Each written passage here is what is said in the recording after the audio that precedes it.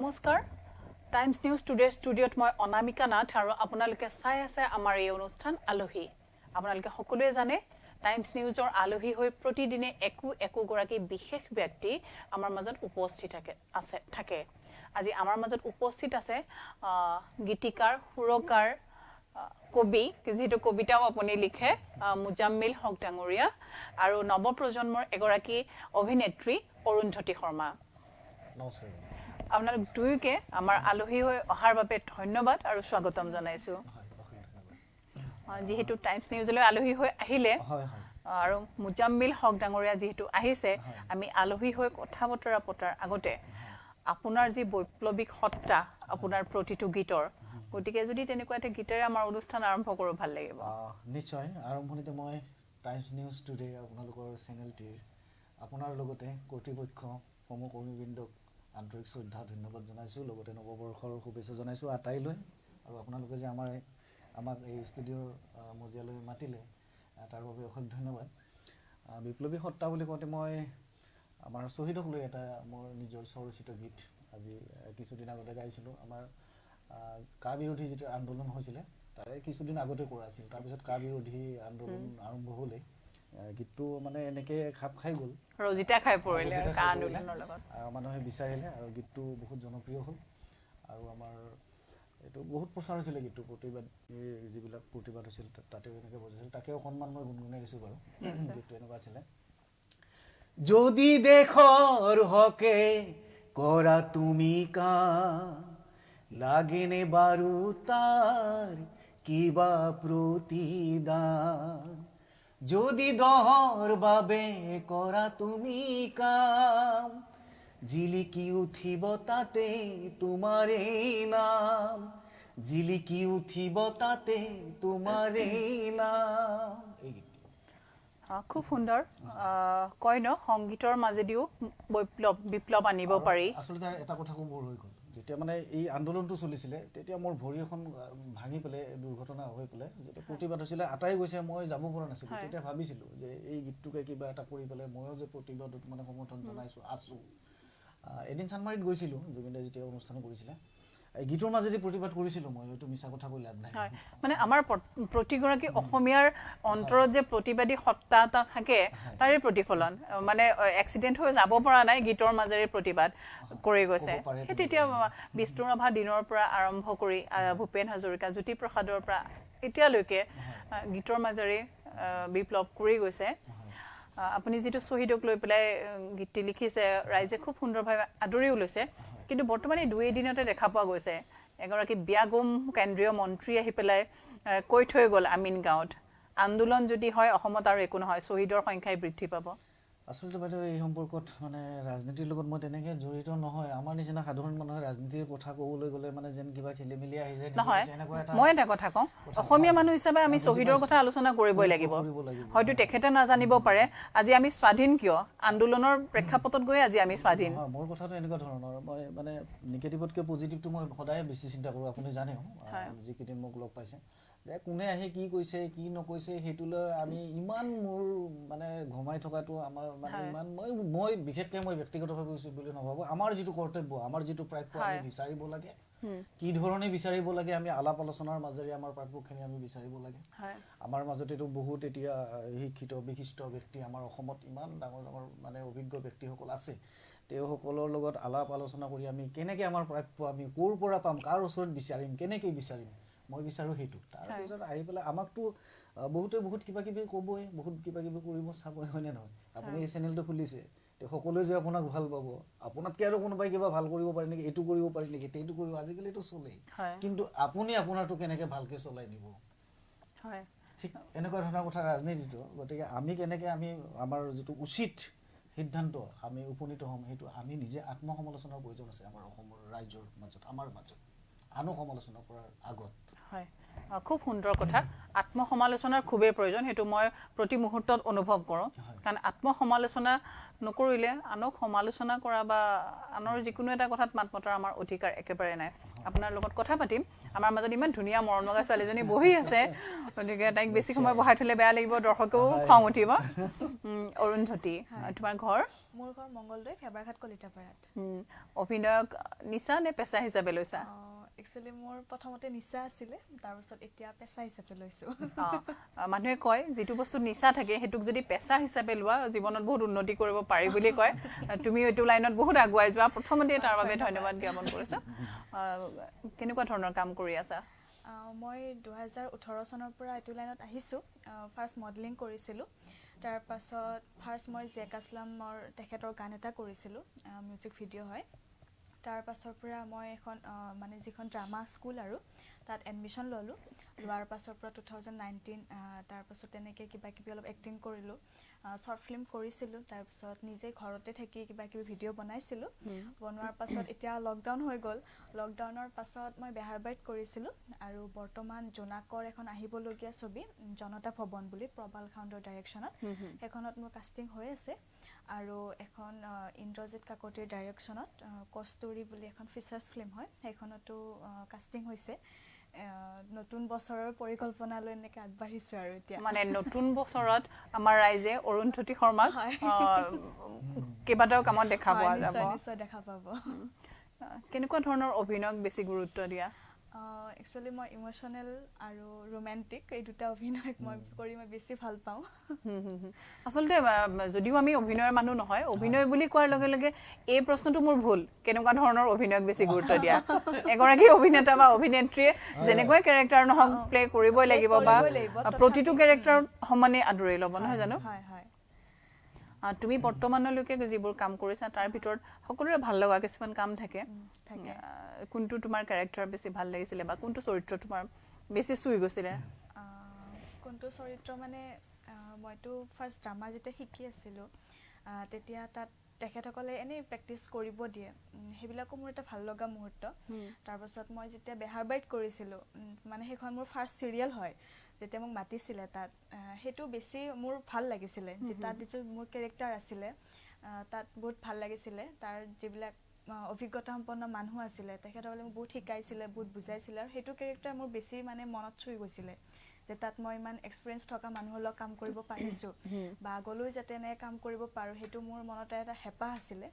আৰু সেইটো হয়তো পূৰা হ'বলৈ গৈ আছে ৰিচেণ্টলি যিখন মই চিৰিয়েলত কাম কৰিম তো ক'ব গ'লে বেহাৰবাৰীৰ যিটো মোৰ কেৰেক্টাৰ আছিলে সেইটো মই বেছি ভাল পাইছোঁ আৰু বেহাৰবাৰী খুব জনপ্ৰিয় এখন ধাৰাবাহিক জানো আৰু বেহাৰবাৰী তুমি যিহেতু ক'লা যে ছিনিয়ৰসকলৰ লগত কাম কৰাৰ অভিজ্ঞতা মই বেলেগৰ কথা নকওঁ যিহেতু সিদ্ধাৰ্থ তেওঁলোক মানে ভাওনাৰ চৰিত্ৰৰ পৰা আদি কৰি সঁচাকৈ প্ৰকৃত এজন শিল্পী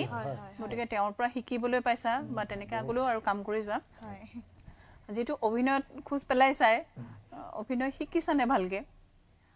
অভিনয় একচুৱেলি চোৱা তুমি প্ৰথমে ক'লা যে নিচা আছিলে মই পেছা হিচাপে ল'ব বিচাৰিছোঁ আৰু মই ভাবোঁ যিকোনো দিশতে আমি যোনটো বস্তু পেছা হিচাপে ল'ম তাৰ পৰা আমি 2 টকা ইনকাম কৰিম গতিকে সেই বস্তুটো গুৰিৰ পৰা জনাটো খুবেই দৰকাৰ উচিত অভিনয় শিকা বুলি ক'লে শিকিব নালাগে একচুৱেলি অভিনয় আমি ৰিয়েল লাইফত যিটো কৰি থাকোঁ সেইটোৱে অভিনয় আপোনাৰ লগত মই কথা পাতি আছোঁ এখেতৰ লগত কথা পাতিছোঁ সেইটোৱে এটা অভিনয়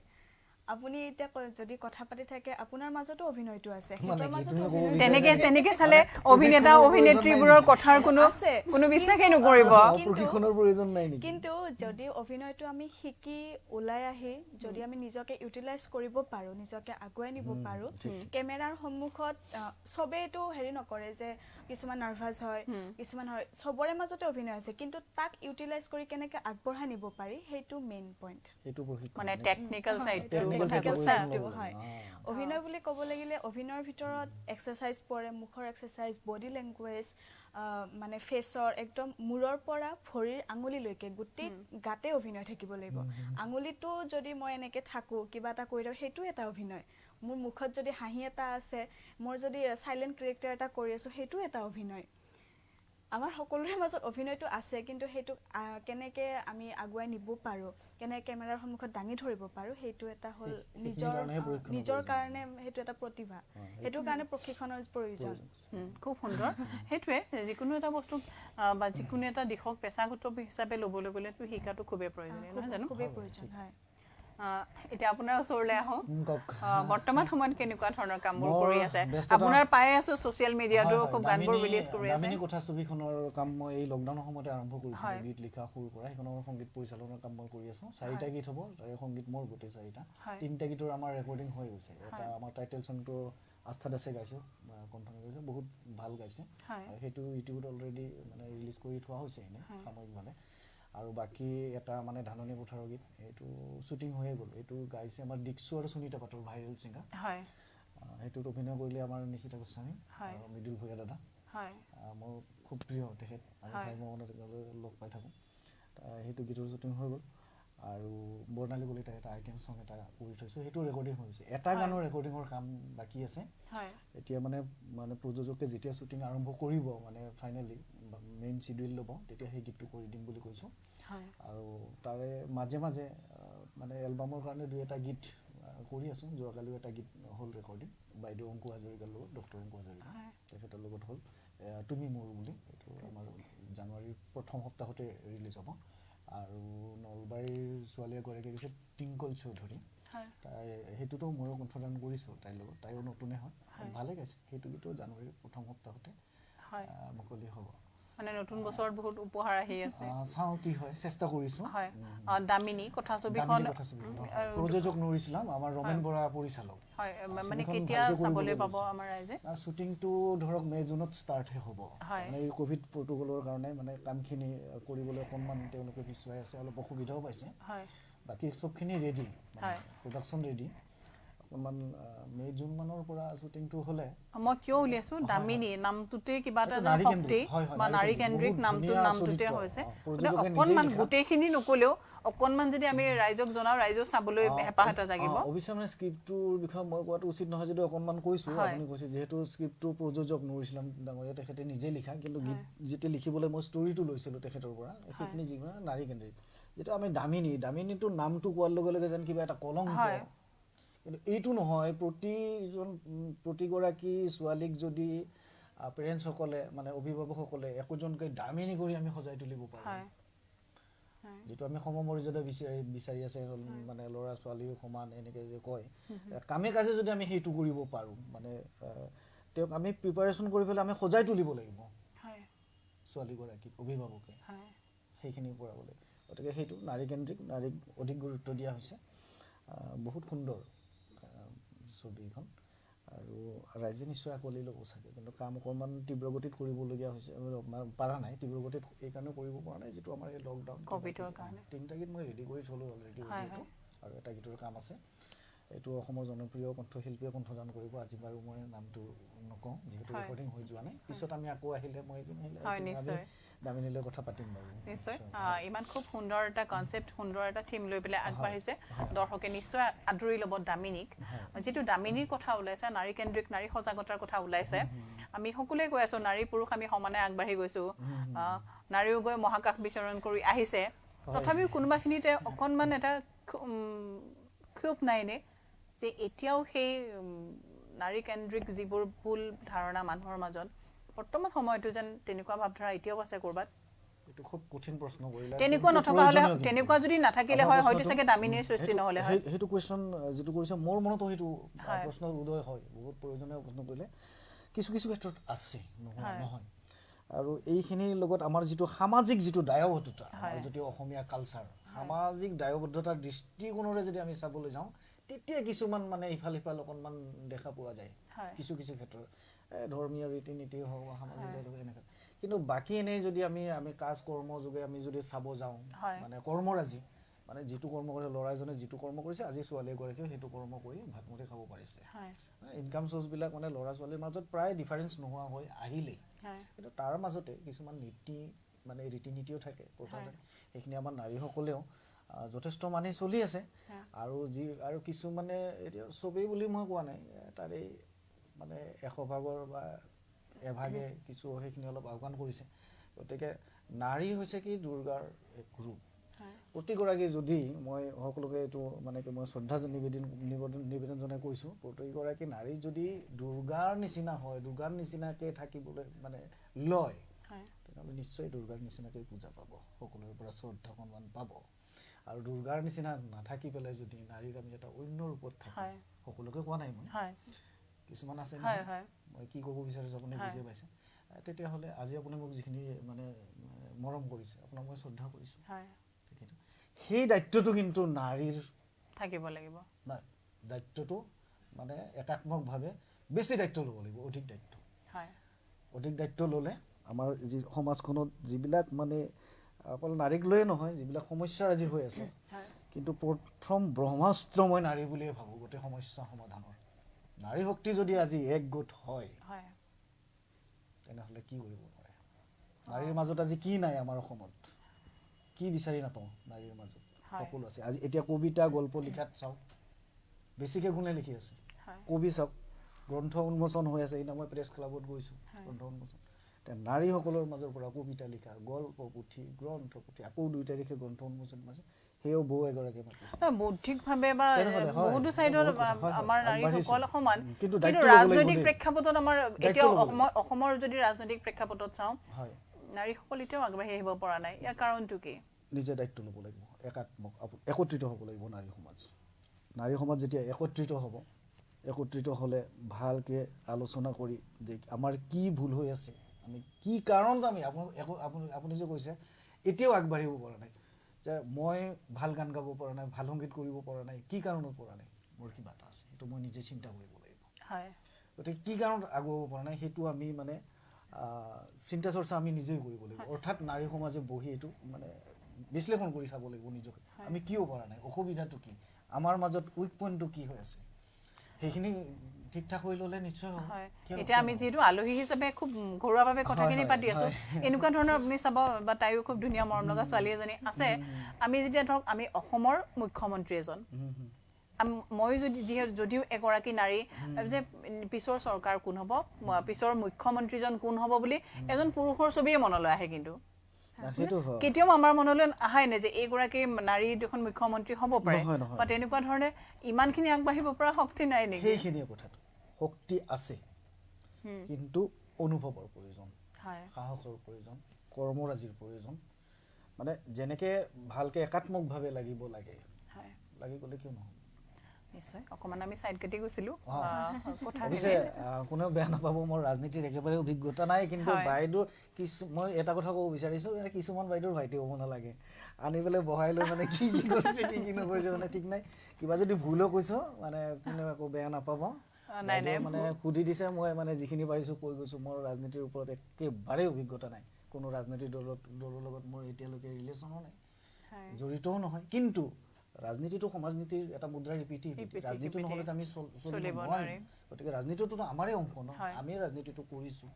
চৰকাৰ আমিয়ে গঠন কৰোঁ গতিকে তাৰে মাজত আমিতো থাকিব লাগিব ভোট দিয়ে যেতিয়া আপুনি ৰাজনীতিৰ প্ৰতি সজাগ হ'ব লাগিব আমিতো ভাল বেয়াটো আমি আলোচনা কৰিব লাগিব তেতিয়াহে আমি ভাল এখন সমাজ কেনেকৈ পাম ৰাজনীতিৰ জৰিয়তে পাম ভাল এখন সুস্থ চৰকাৰ আমি গঢ়িম বা তেতিয়াহে আমি সমাজখনৰ আমাৰ ঠিক হ'ব গতিকে আমি বিশ্লেষণটো কৰিবই লাগিব আলোচনাটো কিন্তু তাত যদি মোৰ কিবা ভুল ক্ৰুটি হৈ গৈছে মই সেইটোহে কৈছোঁ দৰ্শকেও নিশ্চয়কৈ গম পাব যিটো আলহী আহিলে বিভিন্ন ধৰণৰ কথা ওলায় এতিয়া অৰুন্ধতী ওচৰলৈ আহোঁ তোমাৰ আৰু কেনেকুৱা ধৰণৰ পৰিকল্পনা তোমাৰ পৰিকল্পনা মানে আপোনালোকৰ আশীৰ্বাদ ৰাইজৰ সহযোগিতা ৰাইজৰ মৰম আশীৰ্বাদ পালে বহুত মানে উচ্চ শিখৰলৈ আগুৱাই যাব বিচাৰোঁ সেইকাৰণে যিমানখিনি পাৰোঁ নিজে কষ্ট কৰি আগুৱাই গৈ আছোঁ শিকি আছোঁ এতিয়াও বহুতখিনি অভিনয় শিকিব লগা আছে এখেতসকলৰ পৰা বা ছিনিয়ৰ আৰ্টিষ্টবিলাকৰ পৰা এতিয়াও সৰু হৈ আছোঁ বা প্ৰথম খোজ পেলাইছোঁহে তথাপি তাৰ মাজতে বিচাৰোঁ আৰু নিজে যিখিনি কৰি মানে পাৰোঁ আৰু সেইখিনি কৰি যাম আপোনালোক সকলোৰে সহায় সহযোগিতা লাগিব অসমৰ অভিনয় জগতৰ কোনগৰাকী ব্যক্তিয়ে তোমাক বাৰুকৈ প্ৰভাৱিত কৰে তেনেকৈ ক'ব গ'লে প্ৰস্তুতি পৰাশৰ বাইদেউ তেখেতৰ এক্টিং চাই বা তেখেতৰ এটা থিয়েটাৰ চাইছিলোঁ মই একদম সৰুৰ পৰা তেখেতৰ এক্টিং কৰাৰ যিটো কলা তেখেতে যিটো ৰিয়েলিষ্টিক কৰে মোৰ মানে বহুত ভাল লাগে আৰু তেখেতৰ যিটো ভইচ হয় ডায়লগ ডেলিভাৰী কৰাৰ মানে তেখেতক প্ৰণাম কৰোঁ তেখেতক মানে আগত লৈ মানে মই আগুৱাই আহিছোঁ আৰু তেখেতৰ যিটো একদম মানে কাকো ভয় নকৰি আগুৱাই গৈ আছে বা এতিয়াতো বহুত মানে কিবা কিবি তেখেতে কৰি আছে চিৰিয়েলো কৰি আছে থিয়েটাৰৰ পৰা এফালে আহি লকডাউনৰ কাৰণে মানে তেখেতৰ লগত যদি মই এবাৰ কাম কৰিব পাৰোঁ মই মানে নিজকে ধন্য বুলি মানিম আৰু তেখেতক নিজৰ মানে আইডল হিচাপে লৈ মই আগবাঢ়িছোঁ আৰু তেখেতৰ বিভিন্ন ধৰণৰ বহুত কিবা কিবি চাই তেখেতে যেনেকৈ এক্টিং কৰে সেইটো হিচাপতো মই শিকিছোঁ তেনেকৈ আৰু এগৰাকী নাৰী হিচাপে প্ৰস্তুতি পৰাশৰ তেখেতেও সঁচাকৈ অভিনয় জগতখনত একদম একছত্ৰী সমাজগুৰিৰ নিচিনা কাম কৰি আছে তেখেতৰ প্ৰশংসা কৰিবলৈ নানা শব্দৰ ভাষাৰ অভাৱ হৈ যায় হয় আৰু তেখেততকৈ যদি অকণমান আমি আৰু চিনিয়ৰ লেভেললৈ যাওঁ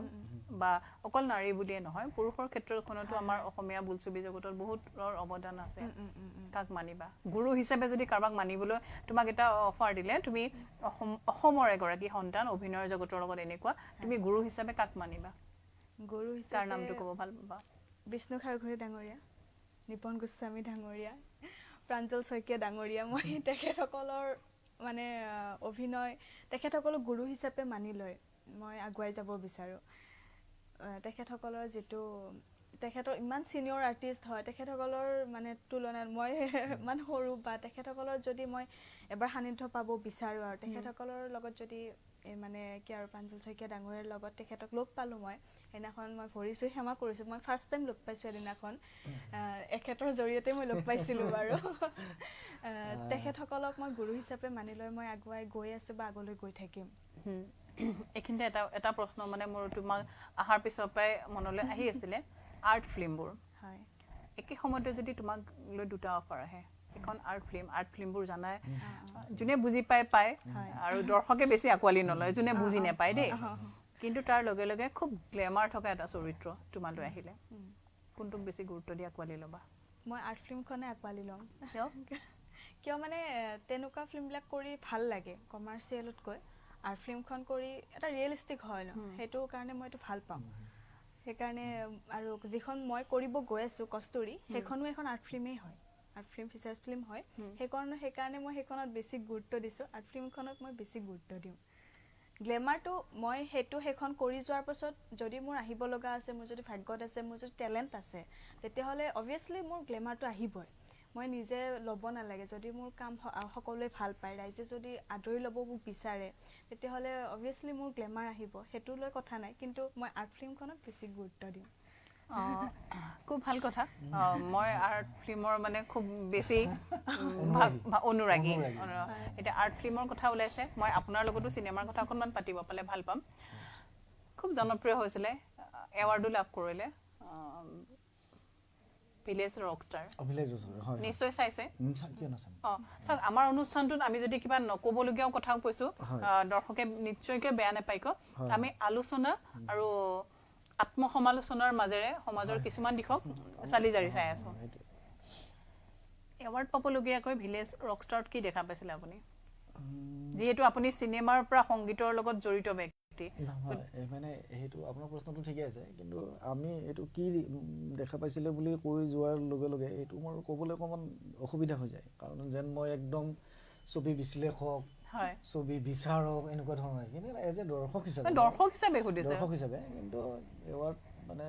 পোৱাৰ যোগ্য বুলি ভাবিছে এইটো এৱাৰ্ড দিছে যোগ্য বুলি নাভাবিলেহেঁতেন নাপালেহেঁতেন নহয় যেতিয়া আমি চিনেমাখন চাইছিলোঁ ময়ো দৰ্শক হিচাপে আলোচনা কৰিছোঁ চিনেমাখন চাই এনেকুৱা এটা অনুভৱ হৈছিলে আমাৰ অসমৰ ল'ৰা ছোৱালী আমাৰ অসমখন সেই জেগাতে আছোঁ নেকি বাৰু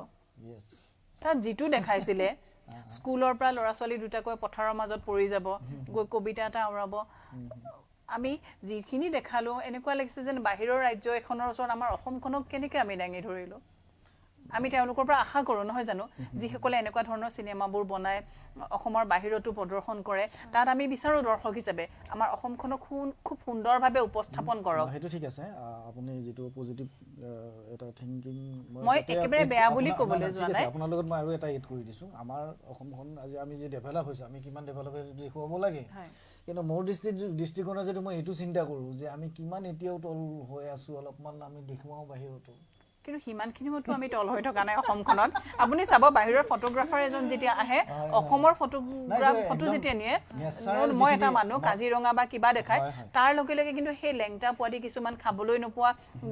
ৰাস্তাত বহি থকা কিছুমান ফটোগ্ৰাফ দেখায় অসমৰ পটভূমিত অসমখনতো এতিয়া তেনেকুৱা নাই মই কিন্তু ভিলেজ ৰকষ্টাৰ চাই সেইটো খুব বাৰুকৈ অনুভৱ কৰিছিলোঁ এতিয়া অসমৰ কিছু কিছু ঠাই আছে এতিয়াও ডেভেলপ হ'বলৈ বাইদেউ বাকী আছে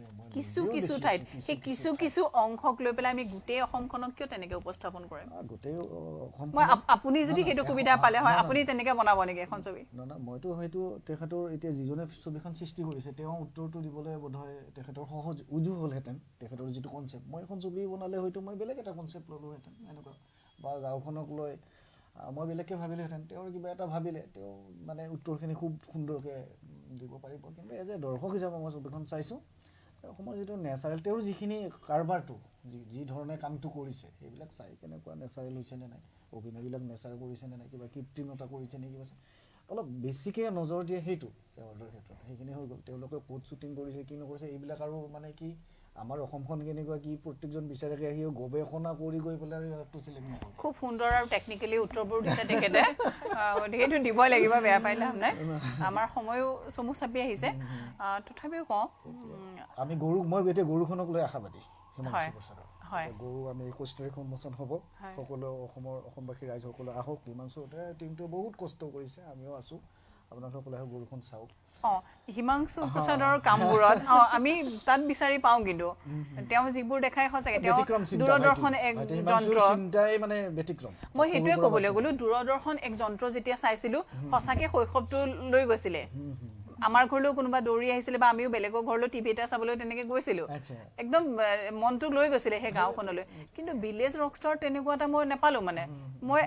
আমাৰ পৰা আজিৰ দিনলৈকে তেনেকৈ স্কুলৰ পৰা পথাৰত গৈ কবিতা লিখা গাই শুই পৰা তেনেকুৱা ধৰণৰ চিন অসমত এটলিষ্ট মই দেখা পোৱা নাছিলোঁ গতিকে মোৰো ভুল হ'ব পাৰে সেইটোলৈ হৈ গ'ল বা অকণমান আলোচনা বিলোচনাটো হোৱাটো ভাল মই এইখন ছবিৰ লগতো মই ৰিলেটেডো নহয় ছবিখন চাইছোঁ আপুনি সুধিছে চাই কেনে পাইছে সেইবিলাক আলোচনা বহুত হৈ গৈছে সেইটোৰ পৰা হয়তো তেখেতে আকৌ মানে ছবি নিৰ্মাণ যিয়ে কৰিছিল তেখেতসকলৰ টিমটো আৰু ভালকৈ অকণমান চিন্তা কৰিব এইটো ভাল এইটো মই কৈছোঁ আলোচনা সমালোচনা পৰ্যালোচনা একদম তেতিয়াহে আমাৰ অসমৰ কামবোৰ ভাল হ'ব আত্মসমালোচনাটো মেইন হয় গতিকে হিমাংশু প্ৰসাদৰ প্ৰত্যেকটো কাম যদিও তেখেত ইয়াত উপস্থিত নাই তেখেতৰ সকলো আদৰি লৈছে গৰু আদৰি ল'ব ৰাইজে একেলগে কথা বতৰা হৈ থাকে তাৰ চিন্তাধাৰাখিনি ব্যতিক্ৰমৰ ভাল লাগে উপস্থাপনবিলাকৰ যিটো ষ্টাইল সৰুৰ পৰা পাইছোঁ একেলগে আমি শ্বুটিঙৰ কামো কৰিছিলোঁ কবি গীতিকাৰ সুৰকাৰ পেছাগত হিচাপে লৈ অসমত আগবাঢ়িব পাৰেনে কোনে যোনেই নহওক নহয় মানে কি আমাৰ কি এগৰাকী গীতিকাৰ হিচাপে বৰ্তমান সময়ত এটা স্বচ্ছ জীৱন উদযাপন কৰিব পাৰিনে পেছা হিচাপে লৈ মই কবিতাৰ ক্ষেত্ৰত মই ক'ব নাযাওঁ কাৰণ কিয় কবিতা মই যিখিনি পাই আছোঁ এতিয়া কবি বহুত আমাৰ ৰুমা হাজৰিকা বাইদেউ বা আপুনিও কবিতা চবিতা লিখে যিখিনি মই কবি মোৰ লগত মানে চিনাকি কবিতা পুথি উলিয়াইছে তো নিজৰ খৰচত কৰিছে কিন্তু কবিতা পুথি প্ৰকাশ হৈছে কিমান পইচা পাইছে কিমান নাপাইছে কিমান সেইবিলাক মই একো নাজানো কিন্তু এজন ভাল গীতিকাৰ সুৰকাৰ বা ভাল এজন কণ্ঠশিল্পী হয় আমাৰ অসমত এতিয়া চলিবলৈ অসুবিধা নাই এজন শিল্পী বা অভিনেতা অভিনেত্ৰীও চলিবলৈ বিশেষ অসুবিধা নাই চলিব পাৰি সুন্দৰকৈ আৰু যদি আমাৰতো আৰু অভাৱটো আৰু বাঢ়িয়ে থাকে সেইটো বেলেগ মই ইমান বিচাৰিছোঁ সেইটো বেলেগ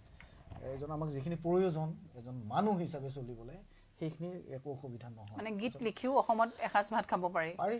সুন্দৰকৈ পাৰি কিন্তু সেই গীত হ'ব লাগিব তেওঁৰ স্বীকৃতি পাব লাগিব মানুহে সেইটো ভাল পাব লাগিব তাৰ পৰা কিবা এটা মানুহে তেওঁ মানে আপুনি এটা গীত লিখিছে আপুনি লিখা গীতটোৰ পৰা আৰু এজনে কিবা এটা শিকিব পাৰিব লাগিব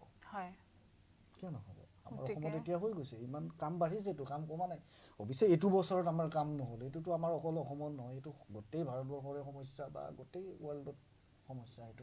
এইটো আমি পিছুৱাইছোঁ এইটো আমাৰ এইটো বিপদ এইটো প্ৰাকৃতিক বুলিয়ে কৈছোঁ মই যি নহওক আমাৰ ক'ভিডৰ যিটো সমস্যা কিন্তু এনেই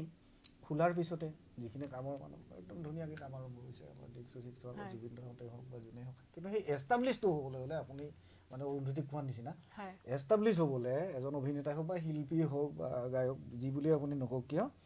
যিখিনি প্ৰয়োজন আৰম্ভণিতে সেইখিনি কৰিহে ওলাই আহিবলৈ লগে লগে কিবা এটা কৰিয়ে মই হাইলাইটটো বিচাৰিছোঁ একদম চেনেলে গৈ পৰ্টেলখনলৈ গৈছোঁ ইউটিউব কিবা এনেকৈ আৰু ইণ্টাৰভিউ মই ধৈৰ্য ধামা কৰিছোঁ দুদিন পিছত নাই সেইটো নহয় মানে ভাল কাম কৰিলে ৰাইজে আদৰি ল'বই আৰু নিশ্চয় চলিব পাৰিব নিশ্চয়, সকলো নিশ্চয়। আমাৰ অসমত চলিবলৈ এতিয়াও অসুবিধা নাই কিন্তু ভালকে কাম কৰিব লাগিব শিকি বুজি আৰু এটা ভাল খবৰ বৰ্তমানৰ নৱ প্ৰজন্ম অভিনেতা অভিনেত্ৰী হওক কণ্ঠশিল্পী হওক শিকি মিলি ভালকে কাম কৰিব লাগিব খুব কনচিয়াছ কিন্তু প্ৰত্যেকটো দিশতে মই ভাল পাইছো মই সদায় নৱ প্ৰজন্মক মই বেছি গুৰুত্ব দিওঁ হয় আমিতো শিকাৰ মাধ্যম নাপালো সময় নাপালো কিবা নাপালো আমাৰ দিন ৰেডিঅ'টোৱে মাত্ৰ মাধ্যম আছিল টেপ ৰেকৰ্ড এটা মাধ্যম আছিল তেওঁলোকে এতিয়া শিকিবলৈ ইনষ্টিটিউট পাইছে ভাল ভাল মানুহ পাইছে সংগীত পাইছে কিবা পাইছে তে শিকি বুজি তেওঁলোকে একদম টেলেণ্ট এতিয়া মানে কি পাৰফেক্ট টেলেণ্ট নৱপ্ৰজন্ম মই ভাল পাওঁ বহুত মৰম কৰোঁ আপুনি খুব ব্যস্ত হৈ আছিলে আৰু অৰুন্ধতী তাইও যদিও সৰু খুব ধুনীয়াকৈ কামবোৰ কৰি ব্যস্ততাৰ মাজত আজি পুৱাতে আমাৰ টাইমছ নিউজৰ আলহী হৈ আহিলে বিভিন্ন ধৰণৰ কথা বতৰা আলোচনাৰ মাজেৰে আমাৰ অনুষ্ঠানটো আগবঢ়ালোঁ আগলৈও আকৌ আমি এনেকৈ পুনৰ আপোনালোক আহিব আমাৰ আলহী হৈ আপোনালোকেও চাই থাকিব আমাৰ এই অনুষ্ঠান আলহী ধন্যবাদ নমস্কাৰ